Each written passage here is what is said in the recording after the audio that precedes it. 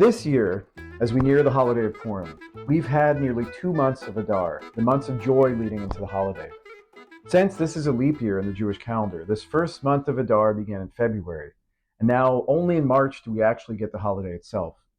We've had plenty of time to prepare for the day, more than usual, but somehow this year it doesn't seem like enough.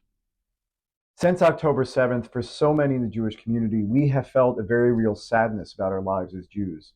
And many are asking how it's even possible to honor the joy of the holiday when there is simply so much sadness in our world. This year, as we tell the story of Haman trying to destroy the Jews, we have a story playing right out in front of us, which so clearly reminds us that there's all too much hatred still left in the world. Now, of course, the reality is much more complex and nuanced than the story of Purim. And for us, we don't know how the story ends. We're fighting for the very existence of Israel and for the right of the Jewish state to protect itself.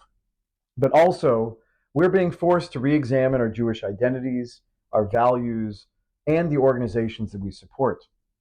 We now know, too, that the ancient sickness of anti-Semitism is alive and strong, and for the first time in many generations, far too many people are scared of being public with their Judaism.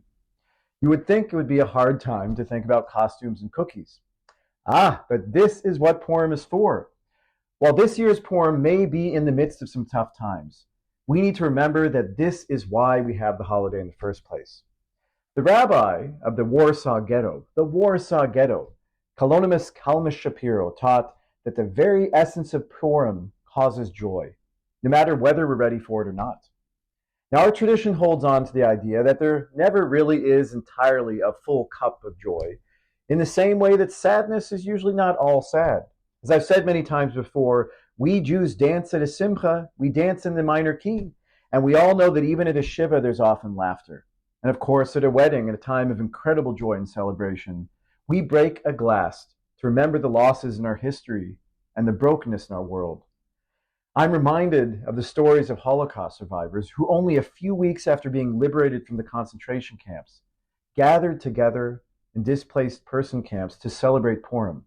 Just like us, they put on costumes, some I heard even dressed up as Hitler, and they ate treats and read the Megillah, reminding themselves that they had survived so much before, and there was always room to celebrate. So this year, as they will be doing in Israel and throughout the world, we also need to celebrate as we always have done. We need to hold on to that reminder given at the end of the Purim story. But nahafochu, everything is reversed. Everything is upside down. They wanted to rip away our identities as Jews. They wanted to make us scared and tear our community apart. They wanted to take away our ability to find joy and hope in a very broken world. But they've never been able to do it before, and this year it will be the same. This time around, our world is truly upside down, and so much doesn't seem all right. But for that very reason, we need to hold on to the joy. We have to bake those hamantaschen, put on our dancing shoes, and gather all the blessings we can. If we celebrate this holiday as was meant to be celebrated, then, Be'ezrat Hashem, this joy can be turned into the hope that next year the joy will be even greater. We can fight fear and sadness and loss with the hope that Purim can bring. So, Chag Purim Sameach, and let us all celebrate this year with joy and a strength that will guide us all to a place of wholeness and peace.